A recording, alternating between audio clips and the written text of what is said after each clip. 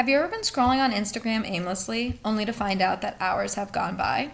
We spend so much time scrolling on social media on a daily basis, but is there a chance it's affecting our cognitive processes?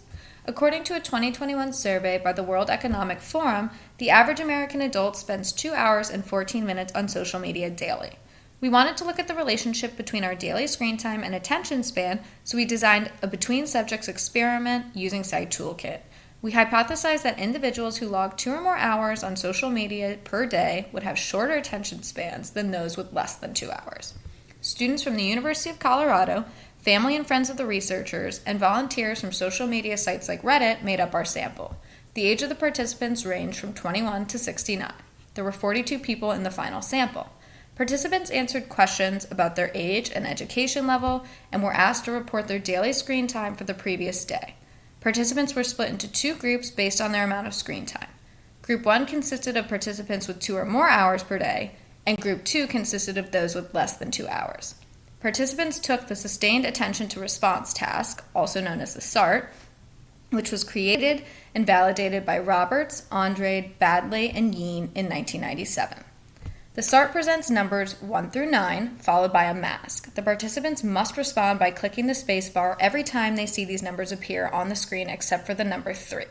To measure each participant's attention span, the SART averages their reaction time over 200 trials. Those reaction times were a measured variable for attention span. We used a 2-sample t-test to test our hypothesis that individuals who spend more time on social media will have a shorter attention span than those who spend less. Using this statistical test, we looked at the means for groups 1 and 2 based on the reaction time on the Sustained Attention Response task.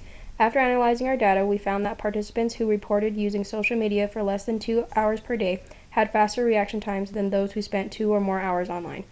Based on the findings, we could not conclude that social media screen time affected one's attention span. There was not a large enough difference between the group's average reaction times, therefore not statistically significant. As you can see in our box plot, the reaction times of Group 1, who spent 2 or more hours on social media screen time, had slightly slower reaction times than Group 2, who spent less than 2 hours.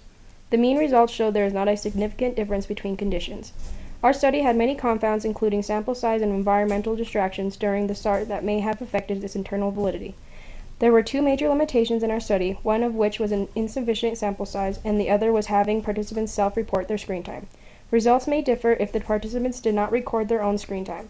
These confounds and limitations could have been avoided if the study was performed in a controlled lab setting. It would be beneficial to fix these limitations in future studies in order to get more accurate findings regarding screen time and attention span. Thanks for watching.